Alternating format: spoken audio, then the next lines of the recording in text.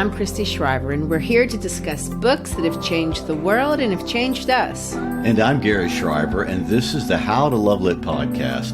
Today we explore the woods deliberately with the man who made the woods around Walden Pond some of the most famous in the world, Henry David Thoreau, as he and his contemporaries pronounced it. He's forever associated with Ralph Waldo Emerson and a transcendental movement. They were close friends, and Emerson was his mentor, even if their relationship was, tenuous at times. Well, honestly, his relationships with everyone were shaky. I mean, some people called him too stoical. Some accused him of not being able to bond with people. Maybe that's true. I don't know.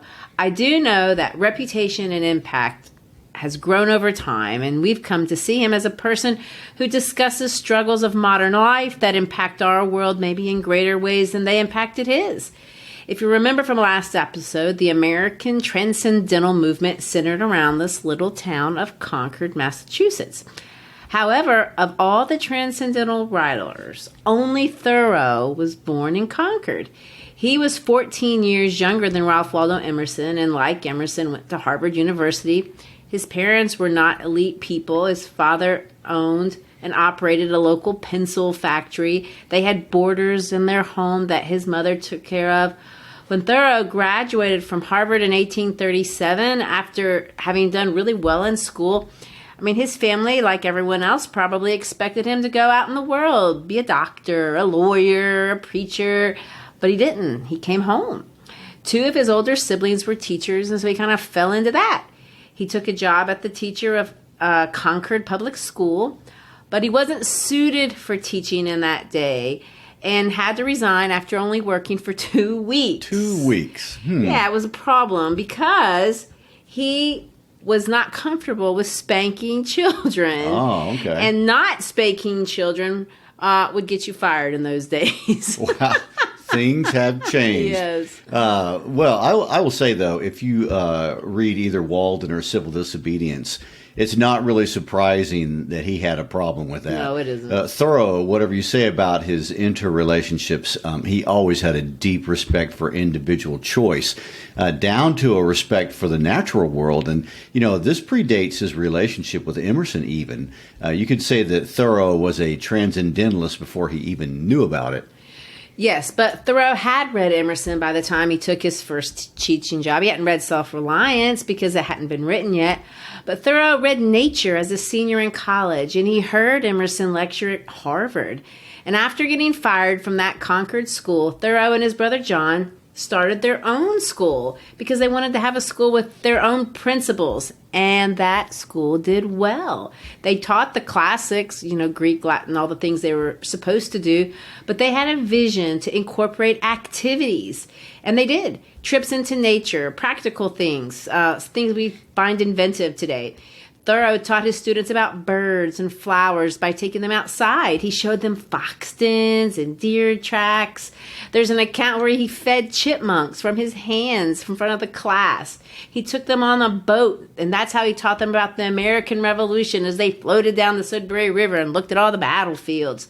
One of Thoreau's students was 7-year-old Louisa May Alcott, who we may recognize that name as the author of Little Women. It is said that she had a crush on Thoreau most of her life. Well, another fun fact about those few years when the brothers ran the school was that they both fell in love with the same girl, Ellen Sewell, and I'm going to guess that was awkward. Well, what happened was Henry fell in love with his brother's girlfriend. And when she turned John down for the marriage proposal, he thought, well, I guess I'll take a shot. That doesn't sound good. That would make Thanksgiving dinner awkward with the family. Well, it would have, except she turned him down too. So there wasn't anything to fight about. Her father did not approve of them. They had these unorthodox religious beliefs. It's interesting, though, that Thoreau never had another romantic relationship, at least that we know of. There's been some speculation as to why, but nothing definitive has ever been disclosed. The bottom line is Henry's closest relationships were not romantic, but his friendships, his family. He had gobs of friends, and his family was the center of his world. He and John were especially close until John got tetanus and died of lockjaw in Henry's arms. And this, of course, was devastating to the point that Thoreau actually developed physical symptoms. He actually developed lockjaw, even though he didn't have it. John's death also forced him to shut down the school because he couldn't run it by himself, and he had to go back to work for his father making pencils.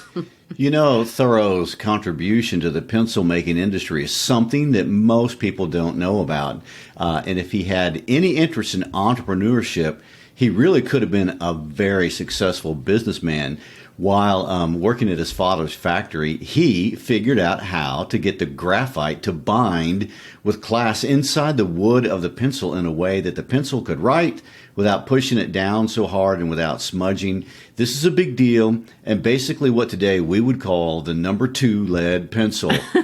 He developed it, but then just left it. He didn't make any profit from it. I mean, if only he'd known about the testing industry that would force students to buy millions of those things. I know, like number 2 pencils give people PTSD.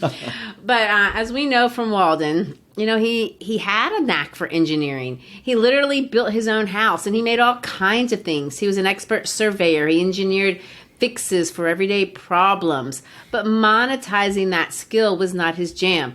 He worked hard, but if he was going to do labor for other people, he wanted to be a day laborer because he wanted to have the freedom to work when and where he wanted. As a long-term career, that was not his interest. He wanted to be a lecturer. He wanted to be a writer, just like Emerson. And in 1841, he kind of got his chance. After they met, Emerson invited him to move in with him to live, and he did, and he worked as a handyman for Emerson. Thoreau could fix anything. He could grow anything. He could make anything that he could imagine. And this apparently was remarkable to the point that at Thoreau's eulogy years later, Emerson talked about this. Let me read what he said. He said, his senses were acute, his frame well knit and hearty, his hands skillful in the use of tools. But while living with the Emersons, Thoreau got to know a lot of famous people, including Margaret Fuller, who was the editor of the very successful and influential transcendental magazine, The Dial, and she published some of Thoreau's stuff. And this is more in line with what Thoreau envisioned for himself instead of making pencils or building things. And so Emerson gave him a letter of introduction, and Thoreau headed to New York City. Formerly, he was supposed to be the tutor for Emerson's nephew, but the idea was that he would make connections, potentially get a job working at the New York publishers. However, New York City did not pan out for Henry David Thoreau. Which is really easy to understand. I can't imagine a person more unfit to live in New York City than America's first environmental activist. I know. Thoreau is one of those people that is really wedded to the land, but he's also wedded to his hometown. I mean, he was Concord, this little town of 2,000 people. Everyone knew him there. Everyone knew his family, and he knew every nook and cranny of those woods that surround Concord. The most beautiful passages of Walden are the ones where he describes the ponds and the land around Walden. This man truly loved this little place on earth, and reading his passionate relationship with the land and the positive effect that it had is the best part of his work. However, he hits a low moment, and that creates a place where he does something some people have called desperate. On April 30th in 1844, Thoreau and a buddy were out fishing, and they decided to cook their catch on the shore of a place called Fairhaven Pond. Unfortunately, it was very dry, and they set a fire. According to the newspapers, this fire was outrageous, and it took hours to put out. The damage from the little fire, which grew, was estimated at over $2,000 at the time. It burned down 300 acres of forest, and it almost set the entire town on fire. Everyone in town knew who had started it. The newspaper called it, and I quote, an act of sheer carelessness. And Thoreau, the naturalist who prided himself on being so close to nature of all people, everyone knew should have known better. This fire branded Thoreau for the rest of his life, and he was called things. I want to quote the things they called him. The woods burner, They called him a damn rascal. 6 years later, he would write about the event and try to explain it away. But that right there tells you what a big deal it was. So, are you suggesting that Thoreau's response to the fallout from the fire was to move out to the community pond outside of town and just live there? Kinda. But it was more than that. I mean, here he is. He's 28 years old. He's a graduate from college. He has no job. His brother had died in his arms. He'd asked a girl to marry him, and she'd rejected him. He was stuck making pencils for a living. He wanted to be a writer, but he hated New York. He accidentally burned down his entire hometown. Then he had to read about it in the newspaper. I mean, that's a lot. And by the spring of 1845, and things were looking bad, and he got a letter from one of his New York buddies, and this is what the letter said. Quote, I see nothing for you in this earth but that field which I once christened Briars. Go out upon that. Build yourself a hut, and there begin the grand process of devouring yourself alive. I see no alternative, no other hope for you.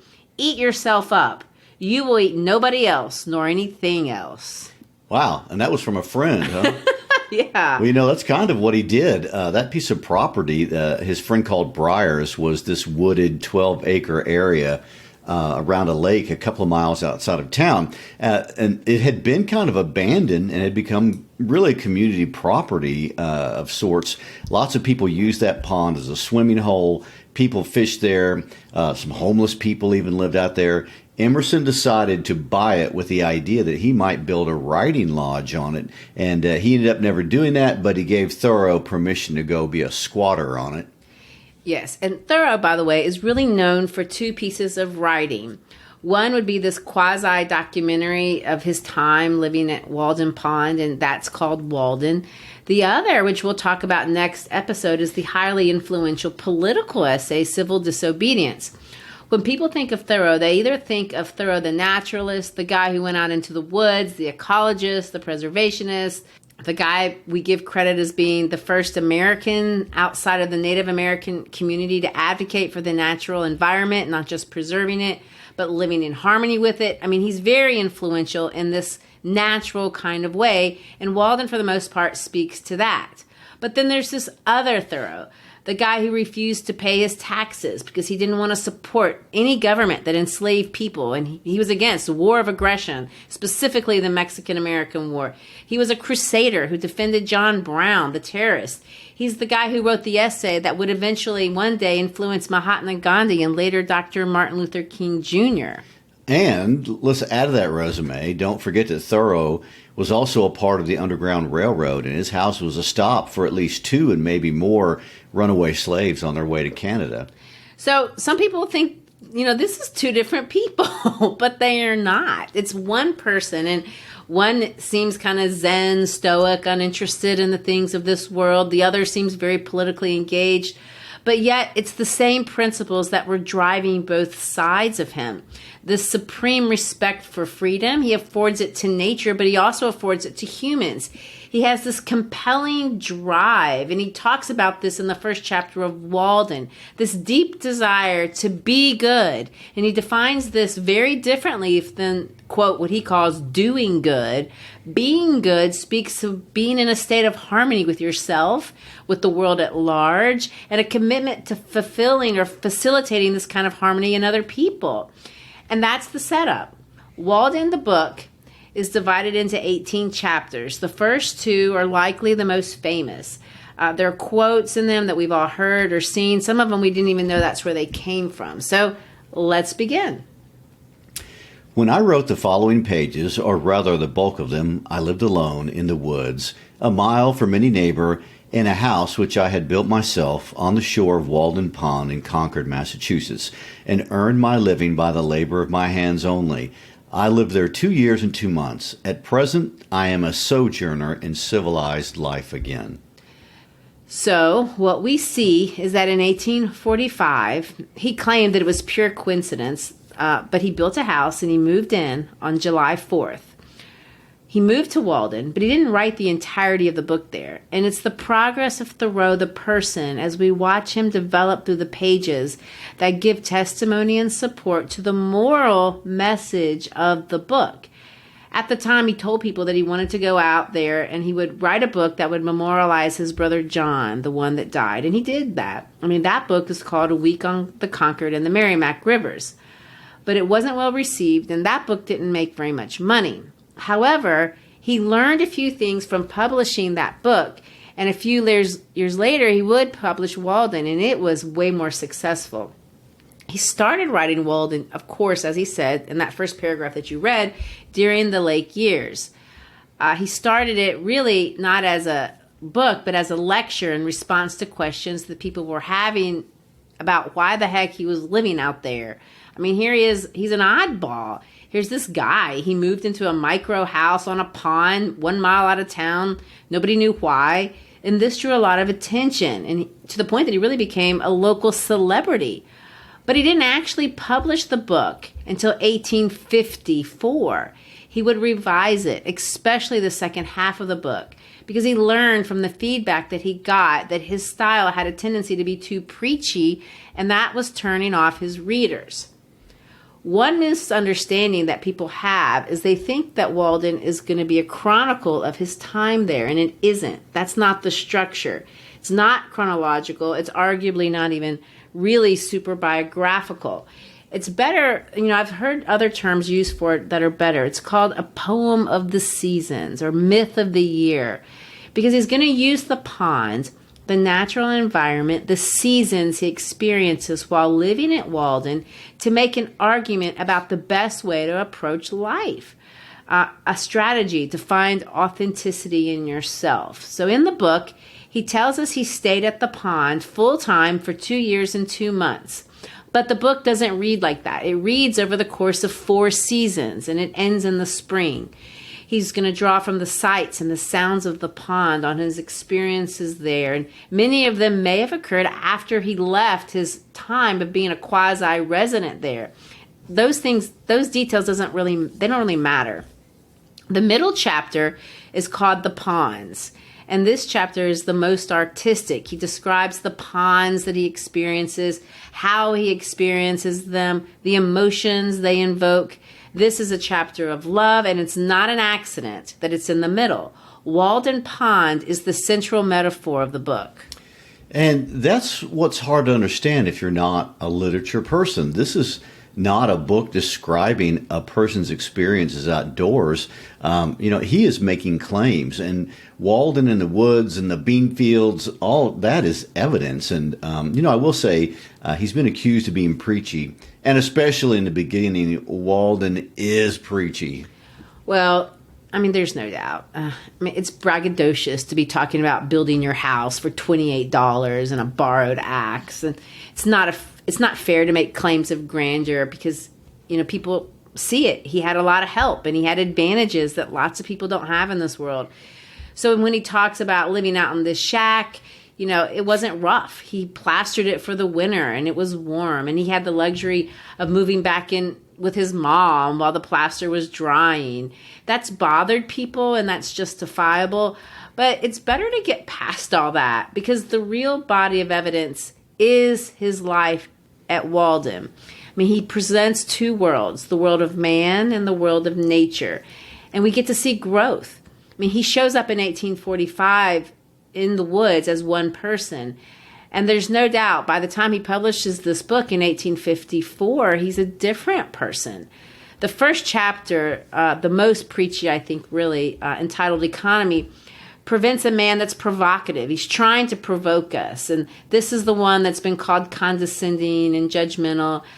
And I'll be honest, the way he says things may not be the best, but the things that he's saying about us and about life, they're not necessarily wrong. It's just not written in a way that we want to hear it. Here's an excerpt. Some of you, we all know, are poor, find it hard to live, are sometimes, as it were, gasping for breath. I have no doubt that some of you who read this book are unable to pay for all the dinners which you have actually eaten, or for the coats and shoes which are fast wearing or are already worn out, and have come to this page to spend borrowed or stolen time robbing your creditors of an hour. It is very evident what mean and sneaking lives many of you live, for my sight has been whetted by experience, always on the limits, trying to get into business and trying to get out of debt, a very ancient slough called by the Latins aes alienum, another's brass, for some of their coins were made of brass, still living and dying and buried by this other's brass, always promising to pay tomorrow and dying today, insolvent, seeking to curry favor, to get custom by how many modes, only not state prison offenses, lying, flattering, voting, contracting yourselves into a nutshell of civility, or dilating into an atmosphere of thin and vaporous generosity, that you may persuade your neighbor to let you make his shoes or his hat or his coat or his carriage, or import his groceries for him, making yourself sick, that you may lay up something against a sick day, something to be tucked away in an old chest or in a stocking behind a plastering, or, more safely, in the brick bank, no matter where, no matter how much or how little. So you get the tone. I mean, he's talking about real life. Many of us do struggle financially. Perhaps we live in debt or live in the way he calls mean. I mean, he continues on this vein of how we're living until he finally gets to those famous words. So it's making my nose run to talk. The mass of men lead lives of quiet desperation. What is called resignation is confirmed desperation. From the desperate city, you go into the desperate country and have to console yourself with the bravery of minks and muskrats. A stereotyped but unconscious despair is concealed even under what are called the games and amusements of mankind. There is no play in them, for this comes after work. But it is a characteristic of wisdom not to do desperate things. Quiet desperation. We've seen it portrayed in so many movies. I mean, the gray drudgery of anonymously going back and forth to an office cubicle, no friends, no control, no healthy human connection, maybe an unsatisfied family, always in debt, nothing exciting in the horizon, everyday living, surviving, but never doing anything that you want to do. Wow. Well, his use of that word desperation is what really catches people's attention. The person he's describing isn't going out and doing crime. He's not killing anyone but himself. And this is a person who's actually trying to be a good person. Yes, and likely is a good person. The quietly desperate person isn't a fulfilled person. This is the kind of person whose goal is just to make it into the evening so you can have a vape or you're self-medicating with antidepressants, or you just sit in front of your TikTok for hours staring blankly into nothing. This is a person that is bored and your goal is to escape or numbness. I mean, there's lots of ways that you can interpret and have interpreted what it looks like to live in quiet desperation. This is different from generation to generation. But Thoreau will describe it as a world filled with people of unconscious despair. That is the intended reader of this book, the T.S. Eliot proof rocks. But what we see is he doesn't have sympathy for this kind of person, a person in this situation. In fact, he's critical of this person. He holds every reader responsible for their condition, not the circumstances of their lives. The subtext is, I took hold of my life, and you should do the same thing. Near the end of March 1845, I borrowed an axe and went down to the woods by Walden Pond, nearest to where I intended to build my house, and began to cut down some tall, arrowy white pines still in their youth for timber. It is difficult to begin without borrowing, but perhaps it is the most generous course thus to permit your fellow men to have an interest in your enterprise. The owner of the axe, as he released his hold on it, said that it was the apple of his eye, but I returned it sharper than I received it. It was a pleasant hillside where I worked, covered with pine woods, through which I looked out on the pond and a small open field in the woods where pines and hickories were springing up. The ice in the pond was not yet dissolved, though there were some open spaces, and it was all dark-colored and saturated with water.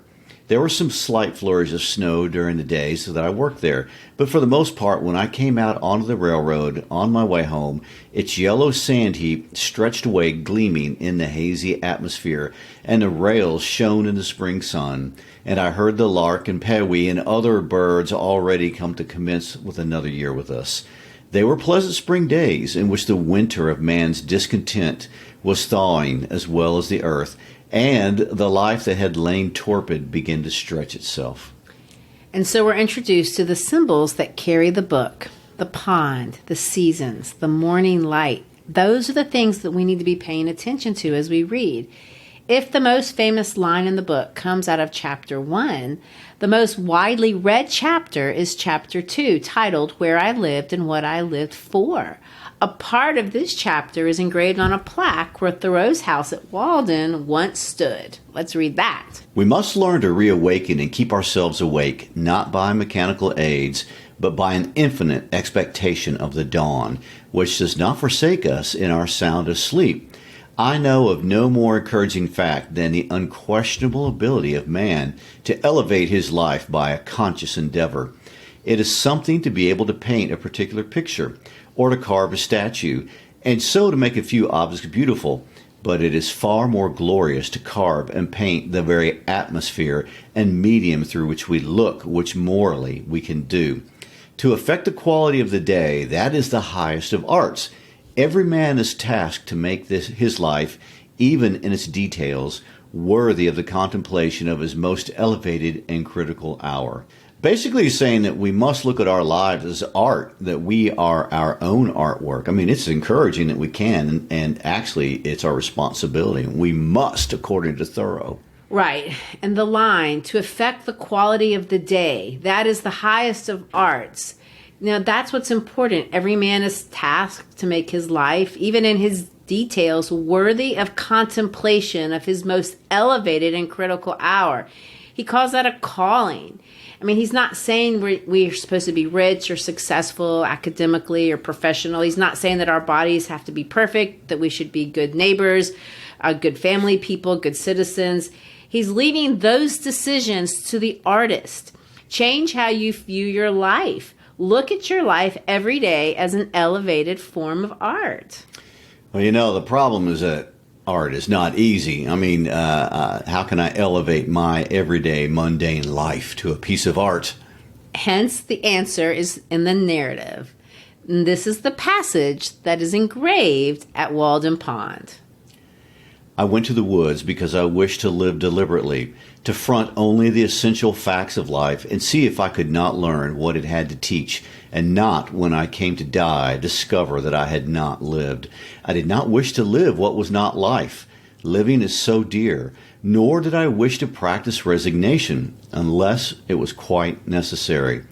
I wanted to live deep and suck out all the marrow of life, to live so sturdily and Spartan-like as to put to rout all that was not life, to cut a broad swath and shave close, to drive life into a corner and reduce it to its lowest terms, and, if it proved to be mean, why then to get the whole and genuine meanness of it, and publish its meanness to the world, or if it were sublime, to know it by experience, and be able to give a true account of it in my next excursion.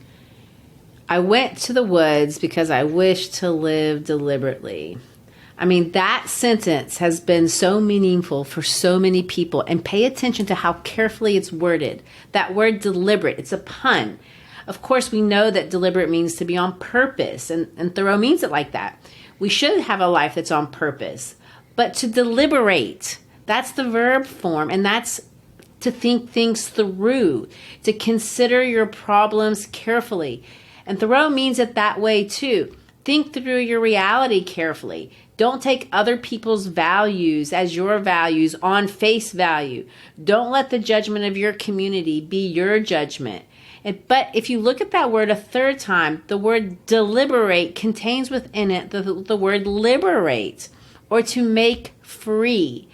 And Thoreau means it that way too. He went to the woods to live deliberately, because that's how you can find freedom. That is a big ask. Can the woods deliver that? Can a pond possibly deliver that? Well, not for everyone, but the pond is a metaphor. Essentially, Walden is about being reborn. Thoreau wants us to be reborn, and he's accepting the premise that we saw in Emerson's work that nature plays a key role in making that happen. He wants to live deeply. Listen to what he said, to suck the marrow out of life. Our life is frittered away by detail. An honest man has hardly need to count more than his 10 fingers, or in extreme cases he may add his 10 toes and lump the rest. Simplicity, simplicity, simplicity. I say let your affairs be as 2 or 3, and not 100 or 1,000. Instead of 1,000,000, count half a dozen, and keep your accounts on your thumbnail. In the midst of this chopping sea of civilized life, such are the clouds and storms and quicksands and 1,001 items to be allowed for that a man has to live if he would not founder and go to the bottom and not make his port at all by dead reckoning, and he must be a great calculator indeed who succeeds.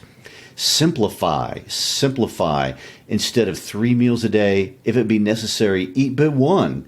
Instead of 100 dishes, 5, and reduce other things in proportion. He'll say it over and over again. Simplify, simplify.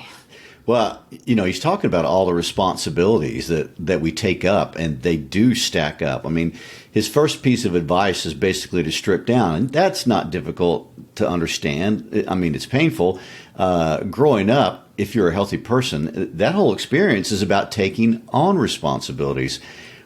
We start doing this as teenagers, really not even realizing that's what we're doing. For example, you take on the responsibility of making your own connections in the world, so you commit to a Snapchat streak with a friend, and that's fun, but now it's a burden, and you have to keep up with it. Before you know it, you have 95 streaks that you have to keep up with, and now you have anxiety. You want to create a public image of yourself, an independent identity, so you commit to posting on Instagram. Now you have to post and keep up with your posts and like other people's posts.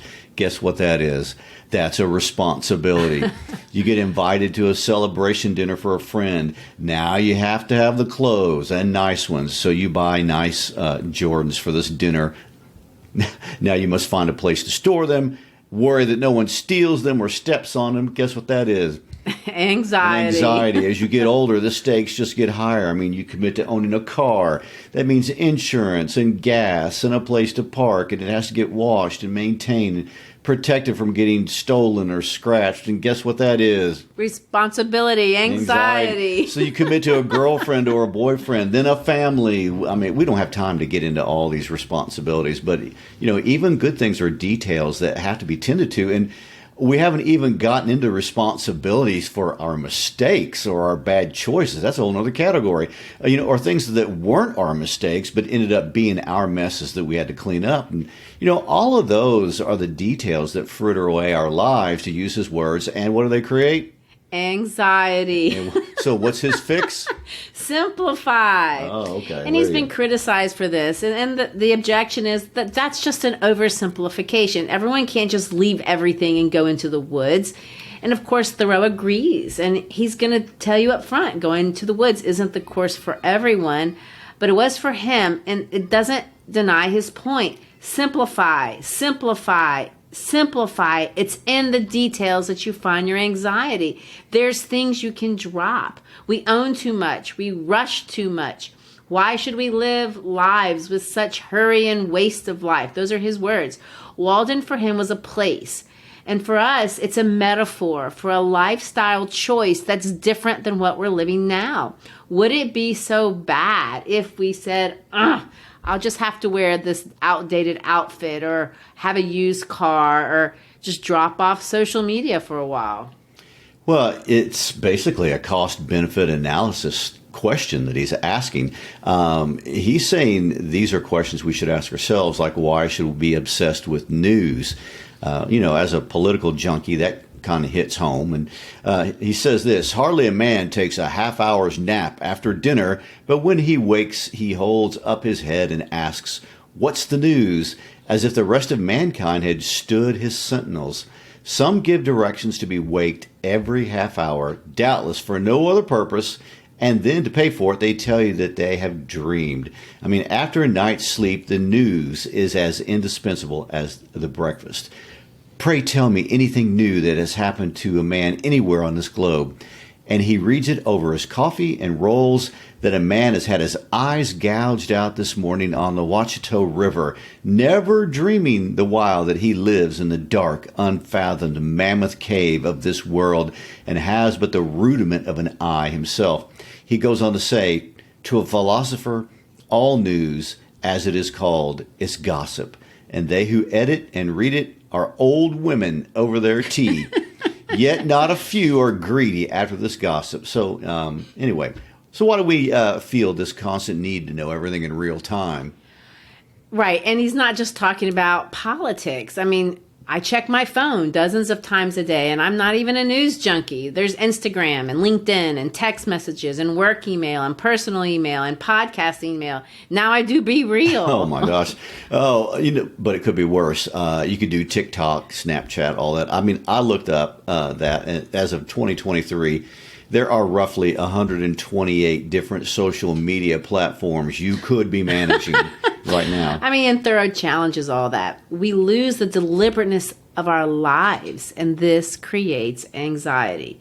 I mean, his 2-year experiment at Walden had this simplifying spiritual purpose. Was nature and simplification an avenue to find freedom? I mean, it was to him. It was a way to find truth, to find God, to find peace. And that's the rhetorical journey of the book. Watching a man identify himself with these basic rhythms of nature, looking divinity in this pond.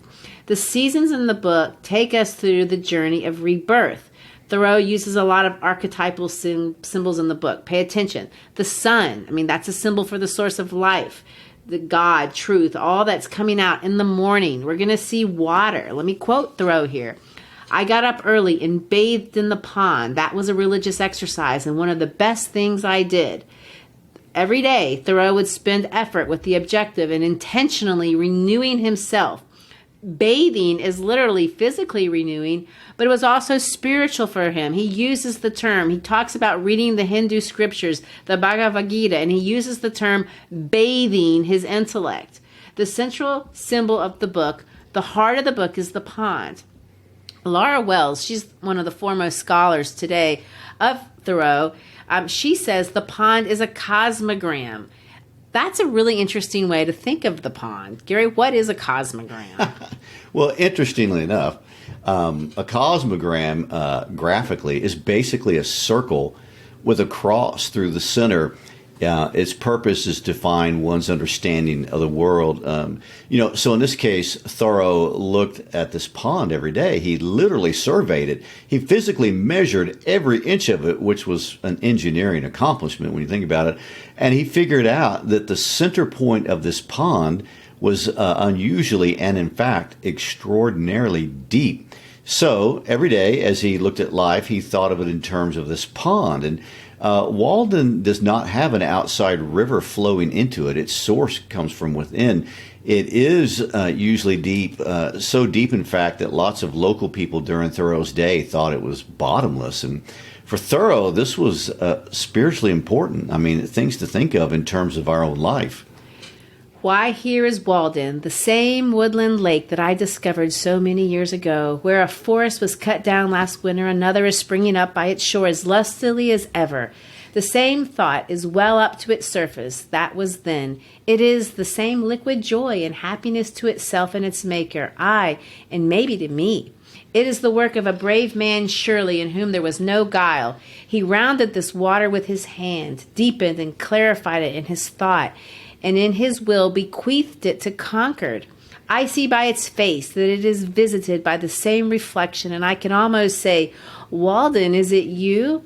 It is no dream of mine to ornament a line. I cannot come nearer to God in heaven than I live to Walden even.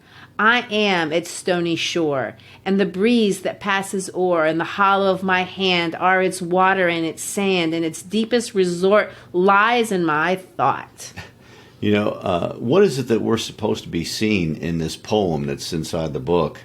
Well, Walden was Thoreau's redeemer. Let me keep reading what he says. A lake is the landscape's most beautiful and expressive feature. It is the earth's eye, looking into which the beholder measures the depth of his own nature. Walden is a perfect forest mirror, set round with stones as precious to my eyes as if fewer or rare. It is a mirror which no stone can crack, whose quicksilver will never wear off, whose gilding nature continually repairs.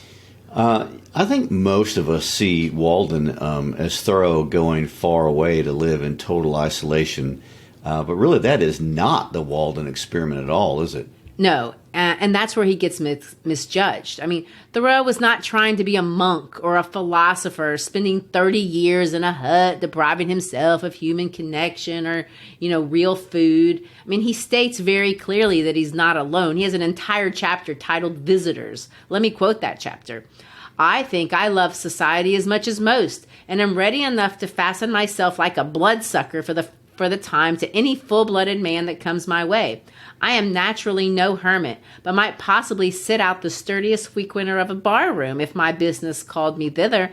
I had 3 chairs in my house, 1 for solitude, 2 for friendship, 3 for society. He goes on to say that he would have as many as 25 to 30 people in this one-room shack at a time. There you go.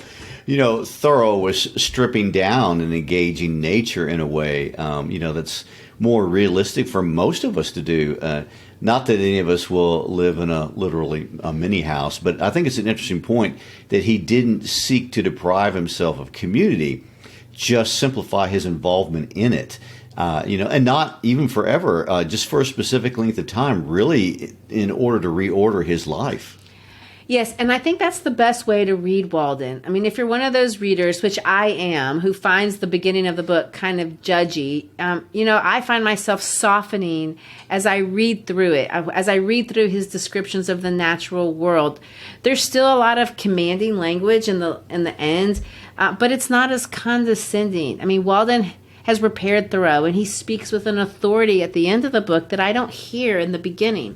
There's a way of looking at this book as seeing the chapters before the chapters of the pond as being maybe about him arriving at this place of redemption, and looking at the chapters after the pond as seeing him come up with this, ability to re-enter society, maybe as a different person.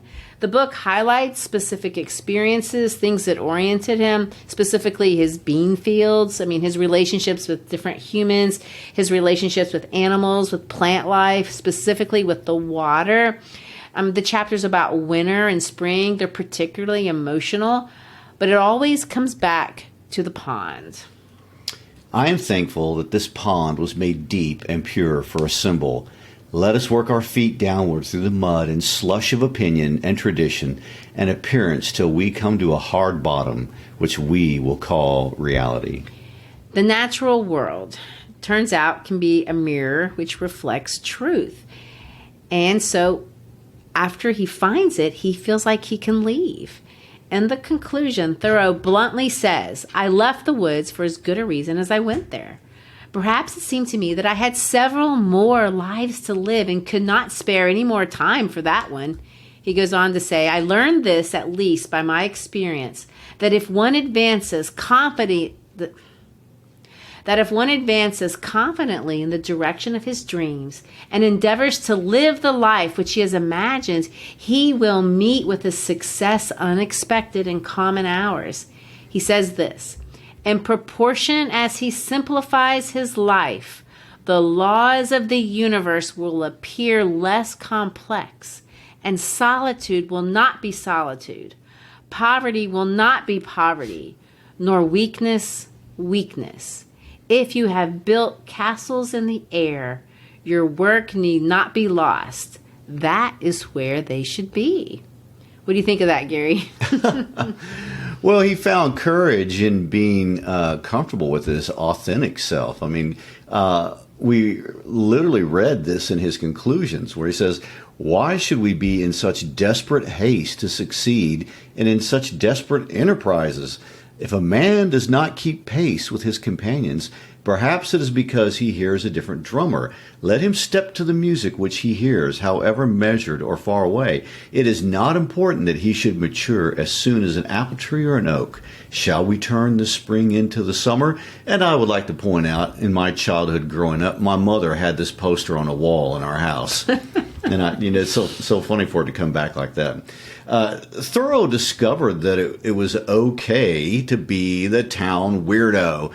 If that's what he was, that's what he was. He was able to own that he was the guy who set the forest on fire. But that wasn't all that he was. He says this, however mean your life is, meet it and live it. Do not shun it and call it hard names. It is not so bad as you are. It looks poorest when you are richest. The fault finder will find faults even in paradise. Love your life, poor as it is. You may perhaps have some pleasant, thrilling, glorious hours even in a poorhouse. The setting sun is reflected from the windows of the almshouse as brightly as from the rich man's abode. The snow melts before its door as early in the spring. I do not see, but a quiet mind may live as contentedly there and have as cheering thoughts as in a palace. The town's poor seem to me often to live the most independent lives of any.